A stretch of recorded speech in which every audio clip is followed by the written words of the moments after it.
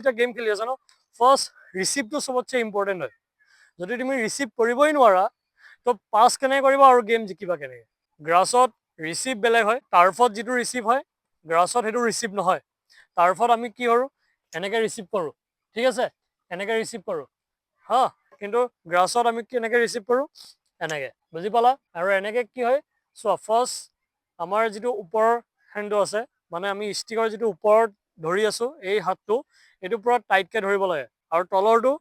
support বুজি পালা তাৰপিছত ৰিচিভ কেনেকৈ হ'ব এইটো পূৰা টাইটকৈ আৰু এইটো যেতিয়া ৰিচিভ কৰা সময়ত এনেকৈ নহয় এইটো বহুতে এইটো কৰি আছে মই প্ৰায়ভাগ দেখি আছোঁ ষ্টিকটো সদায় এনেকৈ ভিতৰৰ পিনে দিবা যেতিয়া ভিতৰৰ পিনে দিবা বলটো ইয়াত লাগি পেলাই